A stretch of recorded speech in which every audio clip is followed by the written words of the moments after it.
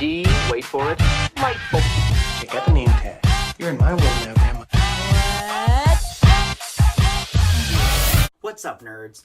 So, I know that Suicide Squad has been out for a while now, but I thought I would take a minute and go over some of the characters that have been presented in TV and in movies and comparing them. That's right, we're going to be a little controversial today. Today we are going to discuss who did it better, the movie or TV.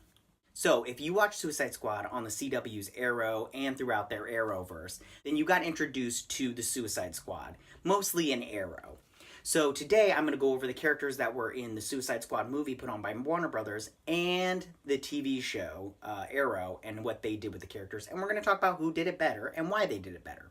Alright, to start it all off, we're going to talk about Harley Quinn. She's probably the most popular character in this movie, Suicide Squad, not on the TV show. Now, in the TV show Arrow, she only had a cameo, and she didn't really play that much of a role. In the movie, she's played by Margot Robbie, and Margot Robbie did a great job playing her. I think the look is really great. They really changed it up. She kind of had a sexy vibe to her, but for the winner of this one, I'm going to have to give it to the movie. Of course, like I said, in the show, she really didn't play that much of a part. She had a cameo. Her back was turned the whole time. From rumors, it sounded like they were going to have a role for her on the TV show, and maybe they could have played with that a little, but because Suicide Squad came out, they couldn't do that. And so, like I said, the movie wins on this one. Alright, so next up is Amanda Waller. Now, in the show, they had a couple of episodes to play with her a little bit. They really didn't go into an overwhelming amount of detail about Amanda Waller. And in the movie, they really didn't go about too much into detail about her in there either. But the winner for this one, in my opinion, is the movie. Viola Davis is a spectacular actress. I think that she played her way more boss in the movie. She took command, and she was savage. I mean, did you see her kill those people and then was all like, they didn't have clearance? I mean, like, that's just total savagery. She was boss bitch, straight up. So I think the movie wins on that one.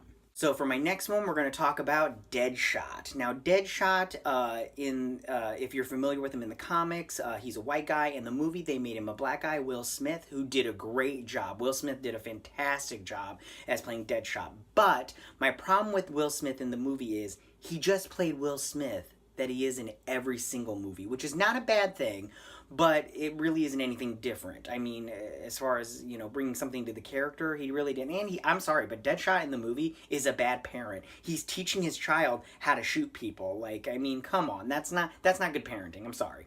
And in the show, he did distance himself from his family. They did show a little bit more of his backstory in one episode. I can't remember how many episodes Deadshot appears in the show, but he does appear. And I think that they did a good job with him. So with these two, this one was a toss-up for myself, but I'm going to have to give it to the show. I do feel like the show, they had more time to play with the character, and they showed him. I like the fact that he always wore the eyepiece as opposed to the movie where he just put it on randomly, and the mask, like I only put the mask on when I'm going to kill somebody. And it's like, or maybe you should just never put it on because the show didn't put on the mask, and it worked out just fine. Next on the list is Captain Boomerang. Now, he didn't have too many episodes on the show. At this point, I believe he's been in 3 episodes. And then, in the movie, he had his whole arc. In the movie, he didn't really use his boomerangs a lot. They were more like knives. He was just slashing everybody and everything. And then he had that weird drone boomerang. He also had the weird unicorn thing, which I totally feel like they stole from Deadpool, his love of unicorns. And everything, and then his look was he had like no teeth, and he's I did like his look, but it was a little different. The show, I liked his look better there. I thought they did a better job, and I really liked it. I'm gonna have to say the show wins on this one. I think that they did a better job. In the movie, I just feel like he was just like this crazy guy with a bunch of knives, not Boomerang. So I really don't know why his name is Captain Boomerang in the movie. Next, we're going to talk about Katana. Now, in the movie, she really didn't have too many lines, and they really didn't go into her past an overwhelming amount. In the show, they did show her past. They showed her husband. They showed him dying. You really got into her story and the character. You know, they had her son in there. You know, you saw her grow, you saw her become Katana. So I'm gonna have to give it to the show on this one. Like I said, they had more time to play with her character than they did in the movies, and I understand that, but you got to go with the show because they showed her backstory and they show how she went from point A to point B.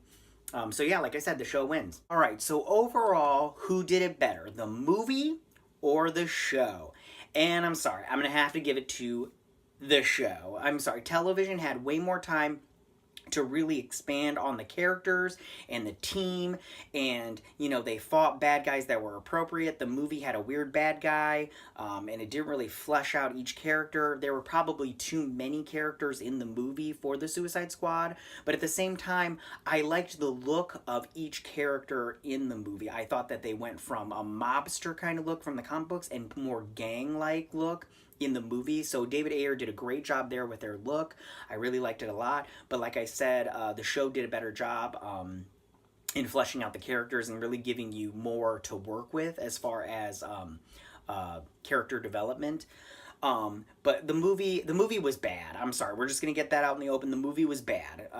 There were some good things, but not enough to say that it was a good movie. And I know a lot of people liked the movie, and I'm happy you liked the movie. You know, I'm just not one of them.